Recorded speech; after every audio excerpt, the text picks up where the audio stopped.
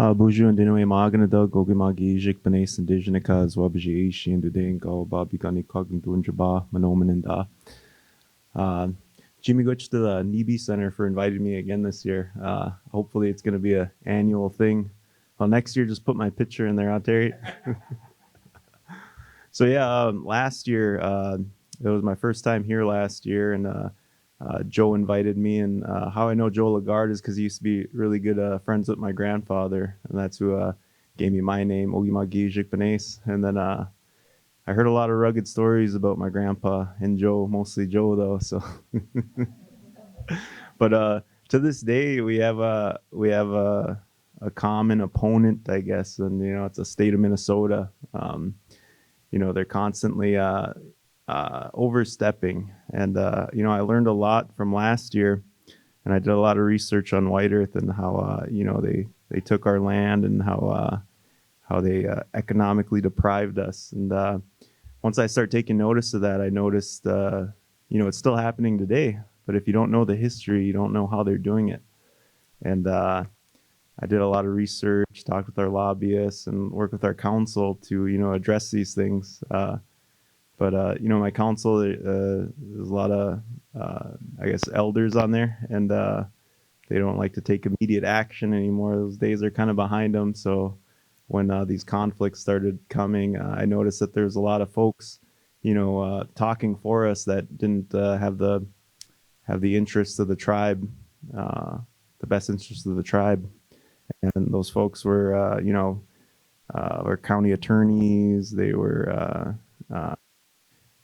county commissioners, they were sheriffs of other counties, and I didn't like what they were saying about us. And I was like, well, I represent my people. I should go there because I'm the only one that can speak for my people. So I ended up going over to Detroit Lakes, and they're having a real bashing session on some of the things we were doing. So last year, I'm going to circle back, and we were working on a groundwater ordinance to protect our nation from concentrated animal feedlots, and we were successful at it. But along with regulating that, come a lot of pushback from a lot of the local agriculture that really took advantage of White Earth, and we're still fighting today. And I'm more than happy to meet with you folks and talk to you about some of the issues that we're dealing with, because I definitely need some advice on how to move forward on it. But yeah, that first meeting didn't go too well. Folks didn't really like to hear the truth, I guess. I got kicked out of Detroit Lakes, and then the next one was some more community events that I went to, and I was just kind of addressing these people, just showing up and saying, well, I'm the voice of the nation. You guys are just making assumptions, and we have all this bad history. And I remember they went down to the Capitol and testified against our legislation to return the White Earth Forest back to us. In 1933, they stole it from us, and what they told us is that we had no legal rights to the land to get it back. And I said, "Oh, we'll give you the legal right to take it." So we've been going back and forth trying to get that land returned to us. And this year, our legislation was tabled.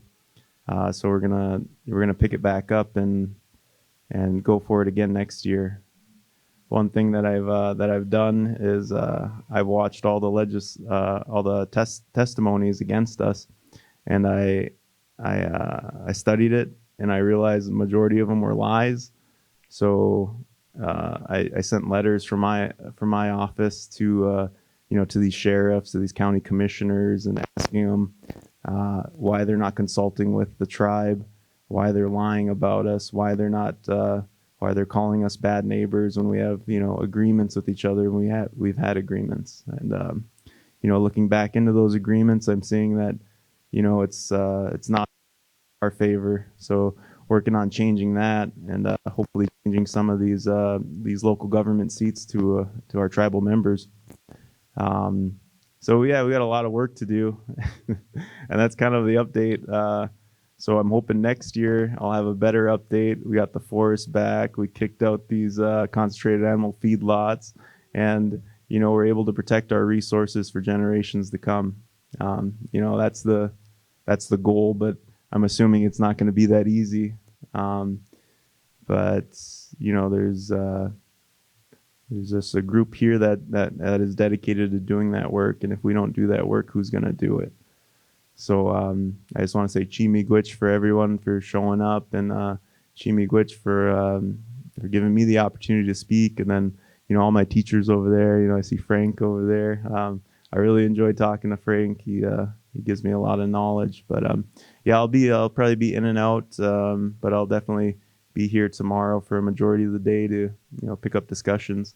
But Chimigwich, meet you. So does anybody have any questions? Yeah.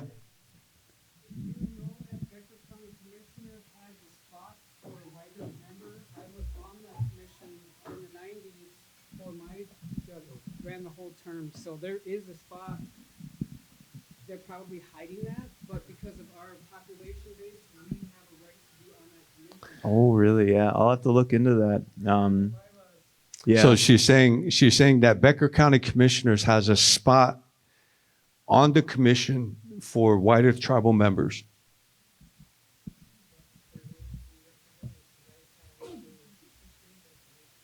Yeah. So in working with Becker County, I've noticed that, well, for example, there was some timber permitting going on out in the 3rd District in White Earth, and we were never consulted on it. So one of our tribal members, they were foraging for mushrooms and other spring foods, and they come across all these heavy machinery.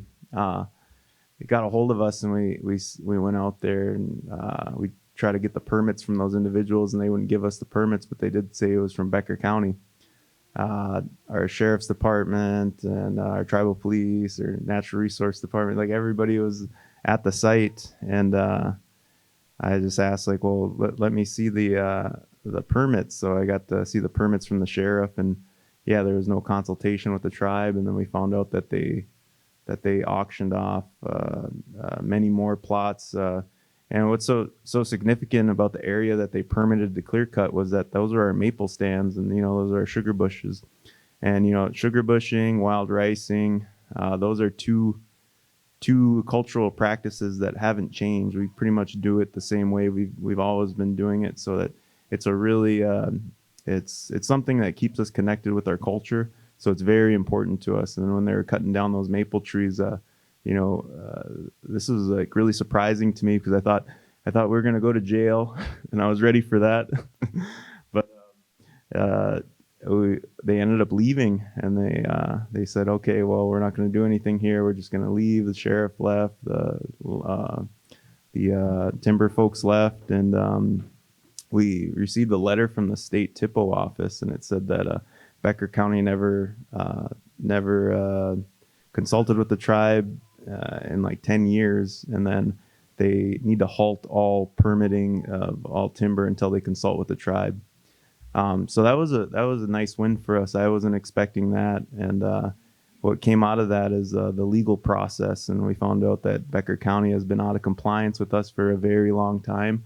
So that's still up in the air. I would rather not talk about that. I'll probably get in trouble with the council. But I mean, that's a huge win to have them actually recognize our sovereignty and recognize that the way they've been doing things has been incorrect. So it gives me hope.